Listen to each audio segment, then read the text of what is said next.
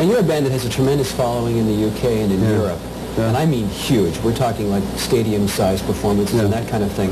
And yet you're faced with a few barriers here in North America. How do you deal with that?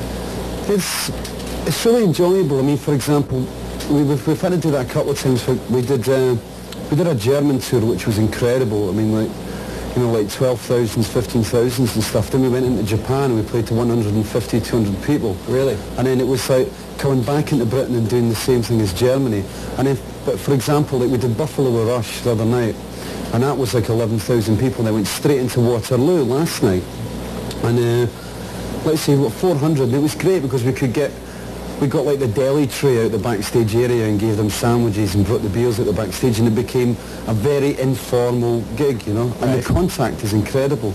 I mean, because, you know, once you've been doing the stadium things, you've got the big cathedral sort of drama, that whole huge stage set, and it's great to keep yourself on your toes and keep yourself fighting, but coming into a place like, you know, Waterloo. I mean, even in Britain, we still go into the Marquee Club and play gigs. Tell me about the album Misplaced Childhood. There is a theme that runs through that record. Can you explain it to us? It was about, I went through a very, very, very rough period in my life about 2 years after the Fugazi album, and it was like splitting up with the girlfriend, and I just went missing, you know. It was like totally debauched. I mean, drink the whole lot. And it was, I mean, falling over in strange places. And it was one of these things that had to be brought out, like a sort of exorcism in a way. And it was, I felt like I'd lost direction.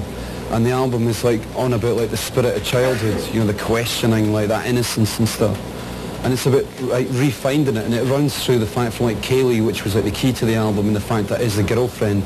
And it's also about that the thing about relationships where you go, should I go back just for the good bits and forgetting about the bad bits? It's the first side of the album is all about that, the false side of romance, and it runs through into tours and all sorts of things.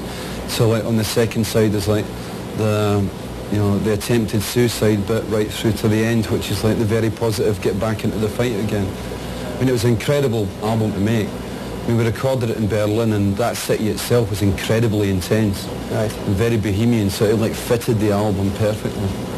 That's where the first video was shot, isn't it? Yeah, the Kaylee video was shot there.